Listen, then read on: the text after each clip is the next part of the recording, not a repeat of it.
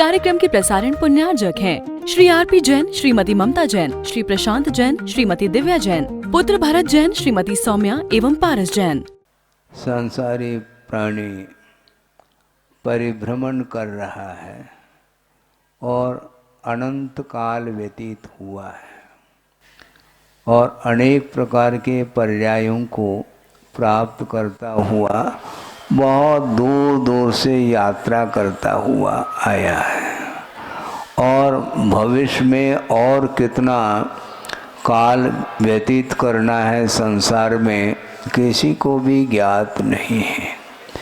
मैं कहाँ से आ रहा हूँ, मुझे कहाँ जाना है, किसी को भी ज्ञात नहीं है। इसलिए अपने को भले ही अल्प समय के लिए क्यों न हो, शांति के साथ बैठ करके थोड़े से आत्म तत्व के विषय में सोचना चाहिए। सब अपने अपने मोबाइल को बंद करके रखें तो ज़्यादा अच्छा होगा, क्योंकि मोबाइल में आत्म तत्व नहीं आने वाला है, ये समझे। हाँ, मोबाइल में ये सारा जो मॉडल है, जो आकृति है, शरीर की आकृति वही मात्र आती है कैमरा में, और बाकी जो अमूर्त आत्म तत्व है जो कि वह प्रतिपल दुख का अनुभव कर रहा है, उसको सुख शांति नहीं है और सुख शांति प्राप्त तो करना चाहता है, किंतु उसकी वृत्ति सुधरती नहीं है। सारे भौतिक चकाचौंध से अपने आप को मोड़ करके अपनी आत्मा में उपयोग लगाना, यह आज केवल आपके लिए ही नहीं, श्रवण के लिए भी कठिन सिद्ध हो रहा है। पर आज जब आपके लिए कठिन है तो हमारा कब नंबर आएगा? नंबर आना तो है, क्योंकि जो नर्सरी में है उसका भी विकास हो रहा है। इसलिए भले आप नर्सरी में सही, किंतु दृष्टि आपकी आत्मा की ओर होना चाहिए, आपकी दृष्टि पंच परमेष्टि की ओर होना चाहिए, जिसके माध्यम से आत्मा में निर्मलता आती है। और गुरुदेव का बार बार ये कहना रहता है, सांसारिक कार्य तो आप लोग करते हो और धार्मिक कार्य भी आप करते हैं, किंतु इन क्रियाओं को करते समय अपने आप को भूलने का प्रयास करना चाहिए। ये जो मैं जो है, ये बहुत अपने आप में आत्म तत्व को भुलाने के लिए कारण है। मैं का अर्थ क्या है? आचार्य महाराज कहते हैं, मैं का त्याग करो और मैदान में आ जाओ। ये मैं का त्याग नहीं हो पाता और ये अहम का प्रतीक माना जाता है, और अहंकार भाव आ जाता है तो केवल मैं के अलावा उसके दृष्टि में और किसी का अस्तित्व देखने में नहीं आता। जबकि प्रत्येक संसारी प्राणी का पृथक रूप से अस्तित्व है, इसके उपरांत भी अस्तित्व की दृष्टि से समानता देखने में आती है, किंतु समानता में उसको आनंद नहीं आता। अपने आप को हाईलाइट करने के लिए वह तत्पर होता है। बात समझ में आ रही है ऐसा लगता है, क्योंकि आपकी ताली बज रही है। अपने आप को हाईलाइट मत करो। वीआईपी ये क्या वस्तु है? अपने आप को महत्व दर्शाना जाता है, वो क्या वीआईपी वस्तु है? जीव मात्र के अपेक्षा से देखेंगे तो उसमें कोई अंतर देखने में नहीं आता। जानना, देखना और संवेदन करना संसारी प्रत्येक जीव का यह स्वभाव है, किंतु स्वभाव की ओर दृष्टि उसकी जाती नहीं है। हमेशा वह परिधि में घूमता रहता है। बहुत पुराना प्रसंग आपके सामने रख रहा हूँ, जिसने सुन लिया है वह फिर से सुन ले तो ज़्यादा अच्छा है, क्योंकि बार बार सुनने से ही आनंद आता है, बल्कि वह मन की एकाग्रता बनी रहती है। महाराज बार बार उसी चीज़ को क्या सुनना है। ठीक, फिर हम ये पूछना चाहते हैं प्रतिदिन वही दाल रोटी कब तक खाना है, ये कोई नहीं कहता है। खाने पीने की वस्तु वह रिपीट होती चली जा रही है। सुबह भी वही खा रहा, मध्याह्न में भी वही, कल भी वही खाया था, और आज और कल वर्षों तक वह उसी विषयों का उपभोग कर रहा है, किंतु उसको उससे बोरियत का अनुभव नहीं होता। किंतु धार्मिक क्षेत्र में कोई भी प्रसंग सुनाते, ये तो सुनी सुनाई बात है, तो ठीक है सुनो, फिर से सुनो, क्योंकि सुनना अलग है और उसको आत्मसात करना अलग होता है। एक पतली सी किताब थी, पुस्तिका, उसको हमने बहुत पहले देखी थी, जिस समय मैं दीक्षित नहीं हुआ था, स्कूली पढ़ाई करता था, और वह किताब मुझे देखने को मिली, और उसके कवर पृष्ठ पर चित्र है, और उसमें लिखा हुआ है मोक्ष नगरी। समझ रहे ना, आप अपने अपने नगर की बात कर रहे थे अभी। हाँ, हम भोपाल से आए हैं, हम सतना से आए हैं, हम अमुक नगर से आए हैं। ठीक है, आए हैं तो जाना तो है ही। हाँ, रिटर्न जो टिकट है वह साथ लेकर के आते हैं हम, है ना।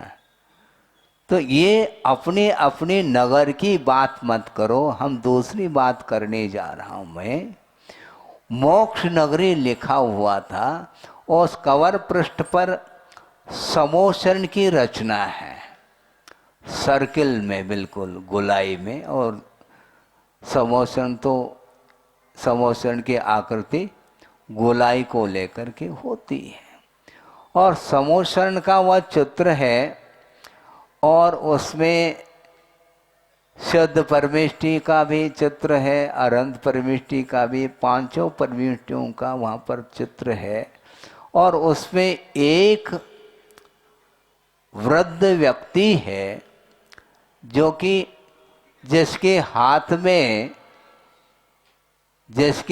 में क्या है, लाठी है, लाठी टेकता हुआ वह घूम रहा है, और उसके आंखें नहीं हैं, इसलिए वो लाठी टेकता हुआ और एक हाथ से वह दीवार को स्पर्श करता हुआ वह घूम रहा है।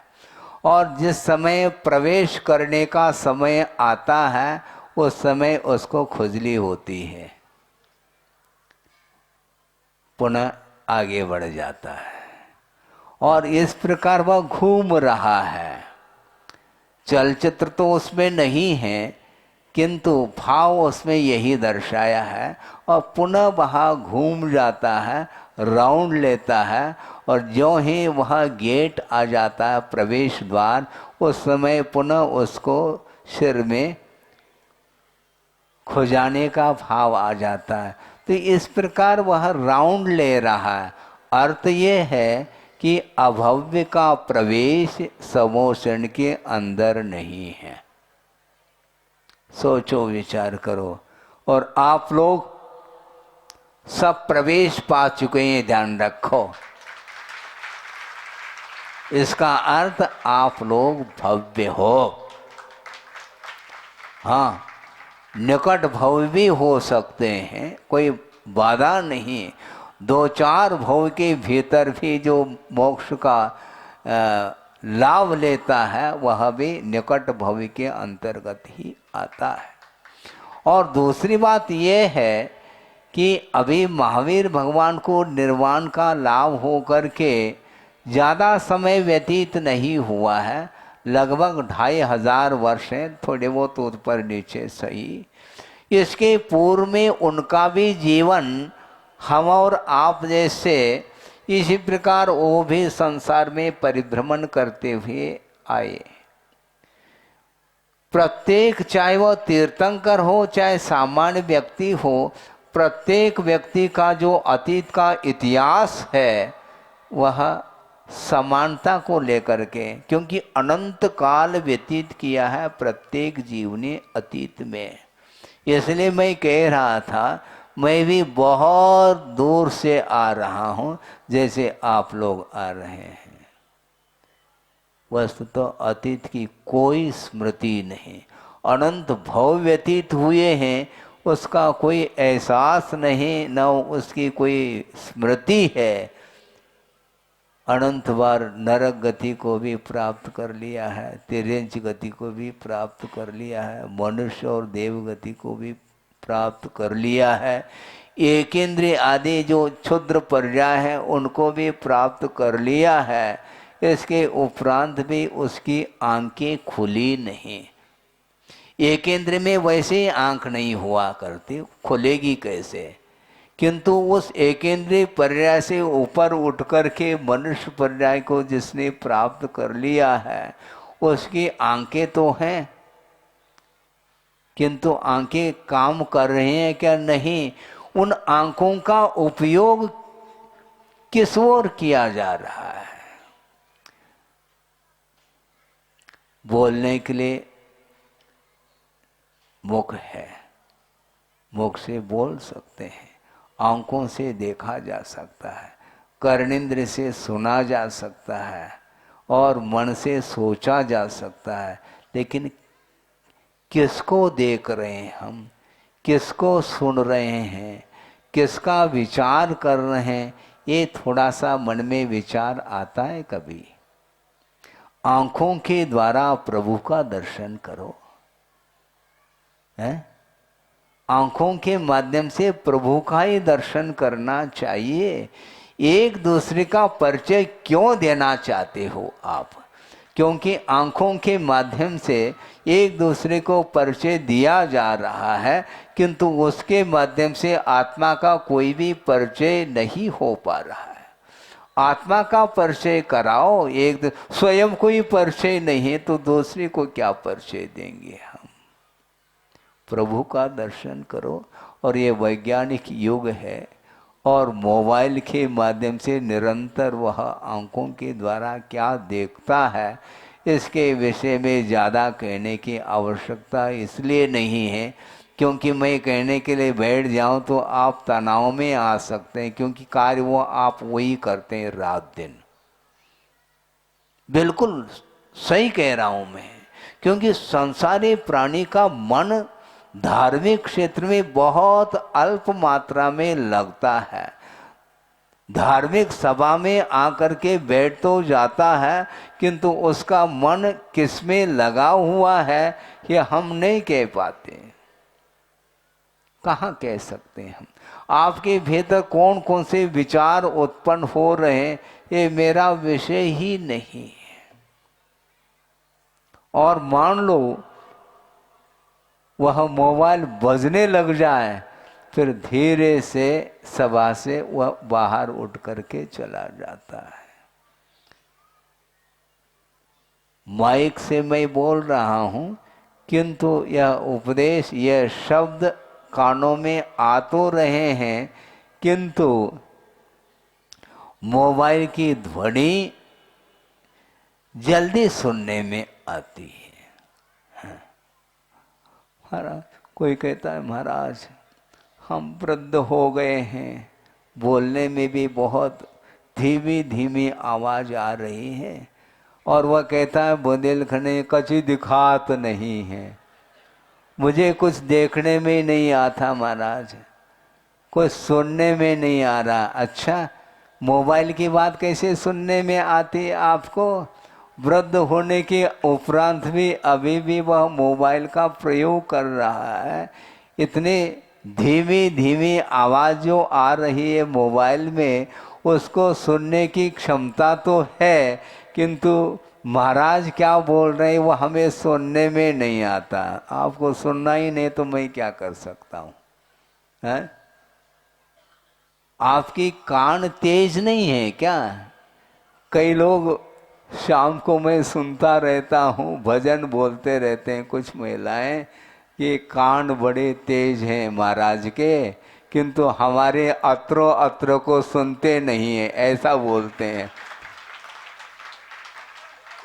सुनत नहीं ऐसा बोलते हैं। मैं क्या करूं बताओ? भाव तो उनका ये है कि बस महाराज जो है हमारे सामने ही खड़े हो जाए, बस तो किसी एक ही जगह तो मैं खड़ा हो जाऊंगा, इसलिए कभी कभी घूम करके आकर के किसी स्थान पर खड़ा हो जाता हूं ताकि सबको थोड़े बहुत संतुष्टि मिल जाए। कम से कम हमारे द्वार तक आ तो गए महाराज। सबका भाव है, किंतु बहुत जल्दी धार्मिक भाव डिलीट हो जाते हैं, क्योंकि संस्कार अनादिकालीन हैं, वह स्थिर नहीं रह पाते हैं। अपने लिए जो रुचिकर वस्तु है उसी ओर बार बार बार बार उपयोग चला जाता है। इसी का नाम मोह है। और मोह के प्रसंग को लेकर के एक प्रसंग आपके सामने मैं रख रहा हूँ। गुरुदेव ने भी प्रवचन के दौरान उस प्रसंग को रखा था। बहुत पुराना प्रसंग है वो, कि रात का समय है और आसमान में घटाएं छा रही हैं, काली काली घटाएं, बादल छाए हैं और मूसलाधार बारिश प्रारंभ हो जाती। और किसने देखा है आने वाला कल किस रूप में आएगा?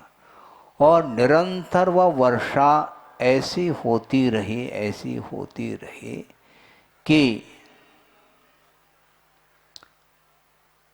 जहाँ जहाँ भी नदी नाले थे वो सारे सारे ओवरफ्लो जिसको बोलते हैं।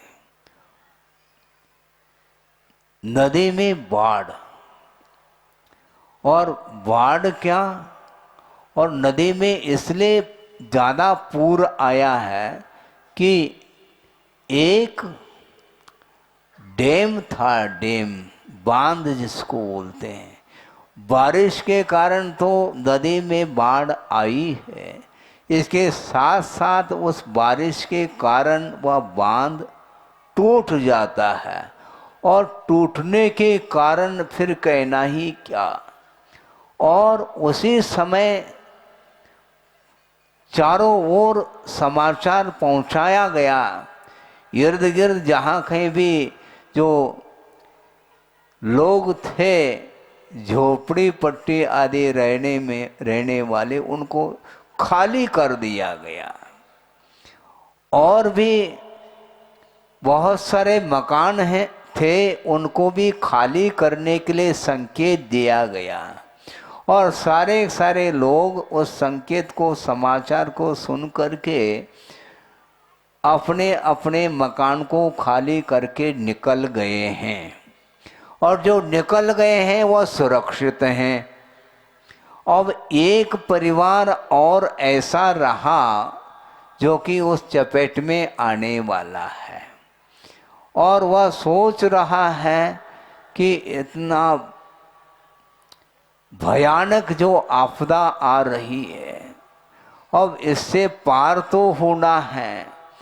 और उसने अपने पत्नी को कहा, तुम जल्दी से निकलो, मैं भी निकलने वाला हूँ, तुम अपने बच्चों को लेकर के जल्दी से पार हो जाओ, क्योंकि बहुत कुछ घटना सामने घटित हो सकती है। सारे लोग सुरक्षित हैं, निकल गए हैं, किंतु अभी भी हमें विलंब हो गया है, किंतु निकलना तो है।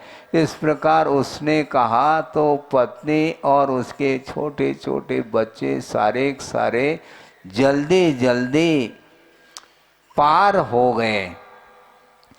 पार होने के उपरांत पे वह व्यक्ति सोच रहा है परिवार तो पार हो गया, किंतु परिवार का पालन पोषण बिना धन के संभव थोड़ी है। इसलिए उसने सोचा कहाँ कहाँ पर क्या क्या वस्तु पड़ी हैं, वो सारा सारा ढूंढने लग जाता है और तिजोरी को खोल करके वह सारा सारी संपदा को उसने बांधने का प्रयास कर रहा अपनी पोटली में, और वह इसमें विलंब हो गया और वह जाना तो चाहता है किंतु उस बहाव में बह रहा है। क्यों बह रहा है? जो बहरा होता है वही बह जाता है, ये ध्यान रखो। सारे लोग तो एक बार समाचार सुनते ही निकल गए और इसने आनाकानी कर ली और थोड़ा बहुत और जो है प्रबंध करने के लिए लग गया और बहाव में बहता चला जा रहा है और वह डूबता चला जा रहा है और उस बाढ़ में बहता बहता बहता गया है और उसका अवसान हुआ है। किंतु उसकी मुट्ठी में जो पोटली थी वो अभी भी बंधी हुई पाई गई। सोचो, इसको बोलते व्यामोह की पराकाष्ठा, मोह की पराकाष्ठा इसी को बोलते हैं। अपने जीवन की रक्षा की बात नहीं, किंतु जीवन की रक्षा के लिए वह धन संपदा की ओर दृष्टि जाती है। धन संपदा फिर से मिल सकती है, नौकरी चाकरी कर लो तो पुनः धन एकत्रित हो सकता है, किंतु मोह के साथ जो संचित जो वित्त है उसको वह छोड़ना नहीं चाहता। भले ही प्राण छूट जाए तो परवाने के लिए वो चाहिए हमारे लिए। इसलिए आप जहाँ कहीं भी जहाँ से भी आए हैं आप यहाँ पर तो हो, किंतु वहाँ पर ताला लगा हुआ मिलेगा मकान के लिए, क्योंकि कोई चोर आकर के लूट न ले। तो संपदा के प्रति, वैभव के प्रति, धन आदि के प्रति जो मोह जागृत होता है, इसलिए उसका उपयोग, उसका मन लगता नहीं है। प्रभु के सामने भी मन लगना खेल नहीं है बंधुओं, क्योंकि परिग्रह लगा हुआ है। परिग्रह का अर्थ ही है चारों ओर से वह आत्मा को ग्रसित करता है। परि आसमन्तात् आत्मानं गृह्णाति इति परिग्रह, चारों ओर से आत्मा को वह जकड़ लेता है, उसका नाम परिग्रह बोला है। इसलिए उतना ही परिग्रह रखो, ज़्यादा रखोगे तो स्थिति उस प्रकार की हो सकती है। और ये घटना जहाँ तक मुझे स्मरण है 1952 की घटना है। पूना में एक बांध था, वह टूट गया और उसके कारण यह बाढ़ आ गई थी और ऐसी घटना घटी। और गुरुदेव ने समाचार पढ़ा होगा पेपर में, उन्होंने सुनाया था कि इस प्रकार की घटना घटती है। तो इस प्रकार अतीत में कितने बार जो है अकाल मरण को प्राप्त किया, जिसका कोई भी हिसाब किताब नहीं। न हिसाब है न किताब है, दोनों नहीं है, ध्यान रखो। लेकिन अभी भी संसारी प्राणी शरीर की रक्षा करने के लिए लगा हुआ है और एक दूसरे के साथ वह बैठ करके आनंद का अनुभव करता है। वह राग का आनंद है। शारीरिक और मानसिक जो शांति है वह तात्कालिक है, बल्कि वह शांति पराधीन शांति मानी जाती है। जब तक संपदा है तब तक आप आनंद के साथ निश्चिंत हो करके सो रहे हैं, अन्यान्य कार्य भी कर रहे हैं। किंतु जिस समय यदि मान लो इस प्रकार की कोई घटना घटती है तो उस समय होश हवास खो जाता है अपने आप की रक्षा तो करना चाहता है संसारी प्राणी, किंतु आत्मा की रक्षा पर वस्तुओं से संभव नहीं। आत्मा की रक्षा आत्मा के द्वारा ही संभव है। अपने आप में आना पड़ेगा। आप अपने आप में रहते हैं कि महाराज हम दूर दूर से आए हैं, आप अंदर कहाँ हैं? आप तो बाहर ही घूमते रहते हैं। हाँ, बाहर रहने वाले को क्या कहा मालूम है? जो जिसकी दृष्टि आत्म तत्व से बाहर जाती है वो कौन होता है? शरीर को ही आत्मा मान करके जो हो कार्य कर रहा है सांसारिक कार्य, उसका नाम बहिरात्मा कहा है। हाँ, और एक स्थान पर एक अच्छे बहुत विस्मय हो जाता है। वह प्रसंग दिया है सिद्धांत ग्रंथों में, शुद्ध परमेष्टि को बहिरात्मा कहा। महाराज ये क्या है समझो। शुद्ध परमेष्टि को बहिरात्मा इसलिए कहा, वह शरीर से बाहर निकल चुके हैं वो। हाँ, जो शरीर के भीतर बैठा है वह अंतरात्मा है, और शरीर के बाहर निकल गया वो बहिरात्मा है। ये विवक्षा है आचार्यों की, इसलिए आपको भी बाहर निकलना है, ध्यान रखो। घर से बाहर नहीं, किंतु इस शरीर से अपने आप को बाहर करना है। शरीर के साथ जब तक आत्मा का संबंध रहेगा तो शारीरिक दुख का ही अनुभव करता चला जाएगा। एक कांटा भी गड़ जाता है, वह हिल जाता है वह व्यक्ति, और वह जब तक निकलता नहीं तब तक उसका शल्य बना रहता है, वह चल नहीं पाता है। एक मच्छर भी बढ़ जाओ तो वह परेशान हो जाता है। वह चौरेंद्रिय, ध्यान रखो, मच्छर बहुत छोटा सा है किंतु पंचेंद्रिय को हिला देता है वो है? बिल्कुल ऐसा ही होता है वो। और रात में निद्रित अवस्था में भी वह अपने हाथ को वहीं पर ले जाता है जहां पर मक्खी आदि बैठी है। ये सब क्या है?